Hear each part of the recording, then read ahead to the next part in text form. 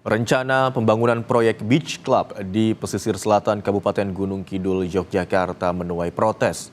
Sebagai salah satu investor, artis Raffi Ahmad telah menyatakan mundur dari proyek yang dinilai sejumlah pihak berpotensi merusak lingkungan.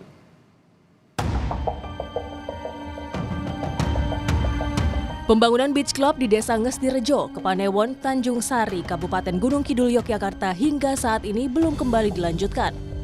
Sebelumnya, artis Raffi Ahmad yang menjadi salah satu investor bersama dengan Bupati Gunung Kidul telah meninjau lokasi pada bulan Desember 2023.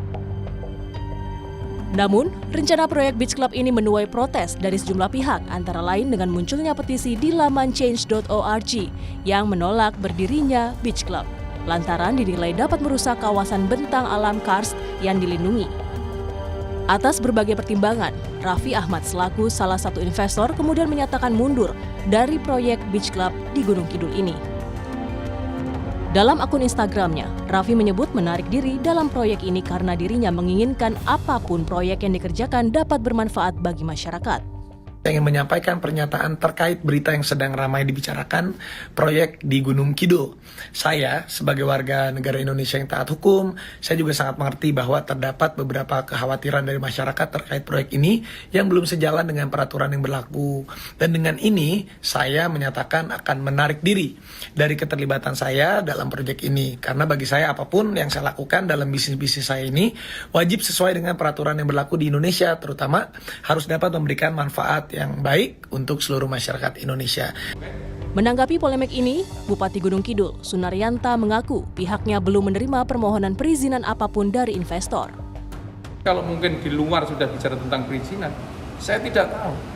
Ya, tapi Pemda sendiri belum mengeluarkan itu. Belum. Jadi jangan sampai nanti ini diputar balikan. Makanya terjadi pro dan kontra ini mungkin karena itu. Tapi Pemda sendiri belum. Saya kan belum pernah berstatement. Kawasan, ya, bukannya tidak bisa dimanfaatkan sebagai kawasan ekonomi. Kalau itu semua nanti digeneralisir sebagai kawasan kemudian kita tidak bisa membangun, terus masyarakat Gunung Kidul akan dibawa kemana? Yang memiliki potensi aset yang sangat besar seperti ini. Di sana ada tata ruang.